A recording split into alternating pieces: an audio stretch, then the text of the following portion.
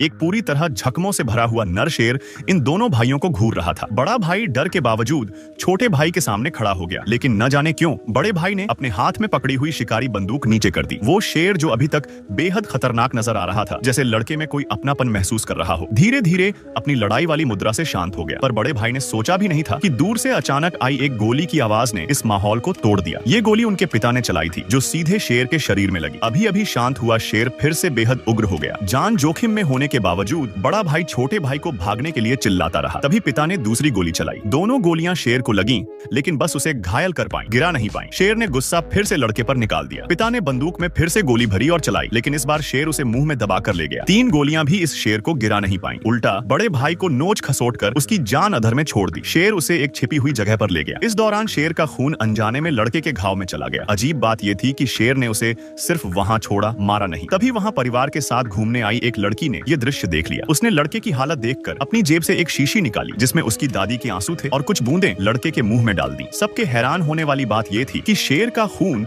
और लड़के का खून मिलकर कुछ अजीब प्रतिक्रिया करने लगे, और जो लड़का मरने वाला था वह चमत्कारिक रूप से बच गया। घर लौटने के बाद पिता ने उसकी हालत की कोई परवाह नहीं की, बल्कि पहला सवाल यही किया कि उसने शेर को देखते ही गोली क्यों नहीं चलाई। उसका पिता हमेशा ताकतवर होने की बात करता था और बचपन से ही दोनों भाइयों को जंगली और हिंसक तरीके से बड़ा करता आया था। पिता ने उसे ताना भी मारा कि वह अपनी मरी हुई माँ की तरह ठंडा और नरमी से भरा है। इतने सालों से वह पिता के दबाव में चुपचाप जी रहा था, लेकिन जब उसे पता चला कि पिता ने उसी शेर को मार दिया जिसने उसकी जान बचाई थी और उसका सिर दीवार पर टांग दिया था, तो उसके भीतर का गुस्सा फट पड़ा। वह पिता पर चिल्लाया और तुरंत घर छोड़कर चला गया। वह अमेरिका छोड़कर रूस के उत्तरी हिस्से में वुल्फ क्लैन के पास पहुंचा, जो उसकी माँ का पुराना इलाका था। लेकिन यहाँ घास के मैदान पर पहुंचते ही उसने दूर से एक झुंड जंगली भैंसों को अपनी ओर तेजी से आते देखा। एक आदमी तो क्या, जंगल का राजा भी उनसे सीधा नहीं भिड़ सकता था। पल भर में भैंसें उसके पास आ पहुंची। भागने का समय नहीं था, लेकिन जैसे ही वे टकराने वाली थीं, पूरा झुंड अचानक उसे घेर कर किनारे निकल गया। उसने ऊपर देखा तो पाया कि एक बूढ़ी भैंस उसके सामने खड़ी थी, जिसने बाकी झुंड को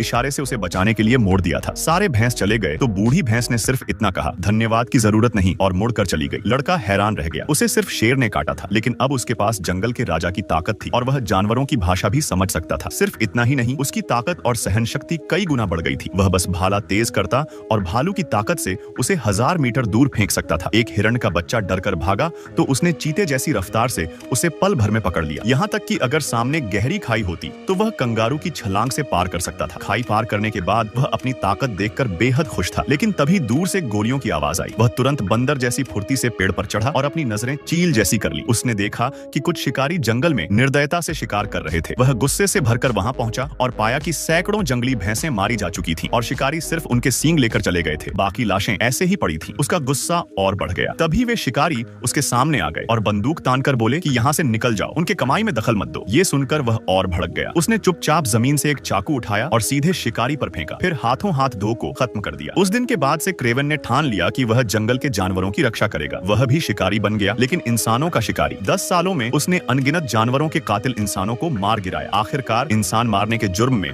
उसे रूस की सबसे खतरनाक जेल में डाल दिया गया। ये जेल रूस की सीमा पर थी और यहाँ सिर्फ सबसे बड़े अपराधी रखे जाते थे। लेकिन क्रेवन को कोई डर नहीं था, क्योंकि असल में वह यहाँ जानबूझकर आया था। दोपहर के समय क्रेवन ने जेल के मुखिया की जगह पर कब्जा कर लिया और वजन उठाने लगा। मुखिया ने अपने 2 गुंडों को भेजा कि उसे निकाल दें। दोनों ने पूरी ताकत से उसे दबाने की कोशिश की, लेकिन अगले ही पल क्रेवन ने जैसे बच्चों को उठा लिया हो वैसे दोनों को उठा फेंका। उसने पलटकर उन्हें 2 घूंसे मारे, जिससे उनके सिर चकरा गए। इस हरकत ने जेल के मुखिया की दिलचस्पी जगा दी। मुखिया ने उसे बुलाकर कहा कि वह उसका आदमी बन जाए। क्रेवन ने झुककर हामी भर ली, लेकिन ये सिर्फ एक चाल थी। असल में वह फर्श पर पड़ी हुई बाघ की दांत जैसी वस्तु को हथियार के रूप में लेना चाहता था। जैसे ही मौका मिला, उसने उस दांत से दोनों गुंडों को मार गिराया। मुखिया भागने लगा, लेकिन देर हो चुकी थी। क्रेवन ने उसे टेबल से बांध दिया। असल में ये मुखिया एक हथियार व्यापारी था, जिसकी वजह से कई दुर्लभ जानवर मारे गए थे। क्रेवन इसी वजह से इस खतरनाक जेल में घुसा था। उसने दरवाजे पर खड़े गार्ड को धक्का देकर उड़ा दिया और मुखिया को खत्म करने के बाद छिपकली जैसी पकड़ से दीवार पर चढ़ गया। उसने ताकत से छत की खिड़की तोड़ी और बाहर आ गया। फिर सामने की इमारत पर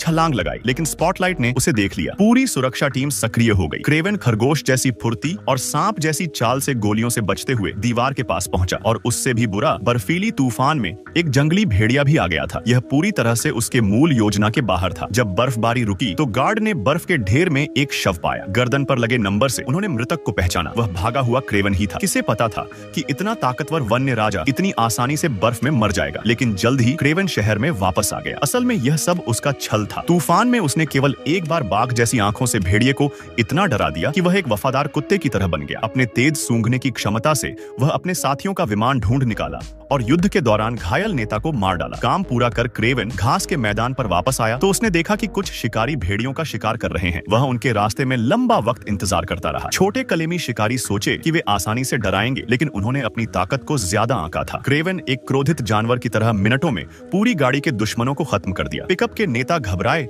और भाग निकले। क्रेवन हार मानने वाला नहीं था। उसने उनकी गाड़ी का नंबर नोट कर लिया। भागा हुआ नेता जब बेस वापस गया तो एक तीर उसके ऊपर चला। क्रेवन ने उसे अपनी सूची से हटा दिया और जाते जाते दरवाजा बंद करना नहीं भूला। अपने सूंघने की ताकत से क्रेवन एक महिला के सामने आ गया और अपनी पुरानी खास कार्ड दिखाई। काली को तभी एहसास हुआ कि यही वो छोटा लड़का है जिसे बचपन में शेर ले गया था। क्रेवन जब बच्चा था तब काली और उसके माता पिता पास ही घूम रहे थे। क्रेवन के हाथ में जो कार्ड था वह उसकी दादी ने भविष्यवाणी करके दी थी। कहते हैं कि वह कार्ड मुसीबत में मदद करता है। उसके साथ एक रहस्यमय दवा भी दी गई थी जो पीढ़ियों से परिवार में चली आ रही थी। शेर ने क्रेवन को नुकसान नहीं पहुंचाया, बल्कि काली को देखकर उसकी आंखों में मदद की उम्मीद झलकने लगी। काली ने दवा दी और उसे कार्ड छोड़ गया ताकि क्रेवन को शुभकामनाएं मिले। डॉक्टरों ने पूरी कोशिश की, लेकिन क्रेवन की चोटें बहुत गंभीर थीं और उसे मृत घोषित कर दिया गया। लेकिन जब उपकरण हटाने लगे तो क्रेवन चमत्कारिक रूप से जाग गया। अपने मन के सवालों का जवाब खोजने के लिए उसने 16 साल तक खोजबीन की और अंततः अपने रक्षक काली का पता लगा लिया। अब काली लंदन की मशहूर वकील है, लेकिन उसका शिक्षक हत्या का शिकार हो गया। क्रेवन ने कहा कि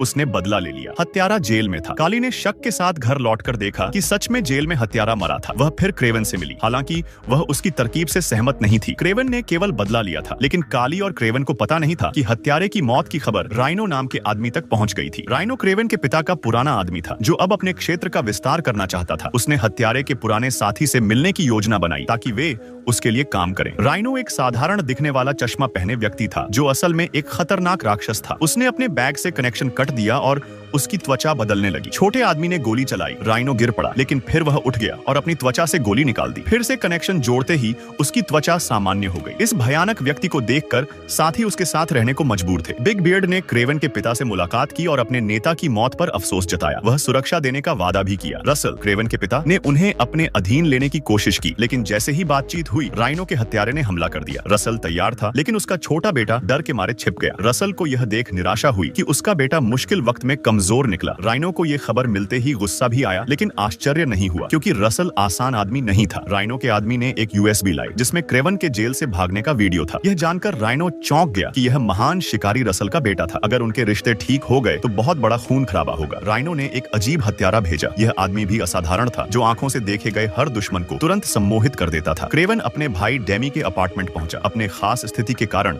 वह दीवार चढ़कर अंदर गया। डेमी अपने बड़े भाई को देखकर बहुत खुश हुआ और कहा कि आज की शाम जोरदार जश्न मनाएंगे। दोनों रेस्टोरेंट गए। डेमी ने क्रेवन को बताया कि पिता पर हमला हुआ था और अब वह खुद को कमजोर समझता है। उसने कुछ ऐसा करना था जिससे सब उसकी कद्र करें। उनकी बातचीत के दौरान निकोला अचानक आया। पिता से मिले निकोला भावुक था, पर क्रेवन ने उसे ठंडी नजरों से देखा। भाई के जन्मदिन की वजह से क्रेवन ने फिलहाल पिता से मेल मिलाप करने का फैसला किया। रात को क्रेवन ने नशे में डेमी को संभालकर अपार्टमेंट लाया क्योंकि वह लंबे वक्त से बाहर सो रहा था। उसे आधुनिक समाज में घुलना मिलना मुश्किल लग रहा था। वह अपना कपड़ा लेकर पार्क में रुकना चाहता था। अगले दिन क्रेवन जब अपार्टमेंट लौटा तो डेमी गायब था। छत पर जाकर उसने देखा कि डेमी को किसी ने कार में बिठा लिया है। क्रेवन ने बिना हिचकिचाए ऊपर से कूदकर पीछा किया। वह तेज दौड़ता हुआ फुटब्रिज पर पहुंचा, लेकिन कार पहले ही निकल चुकी थी। अब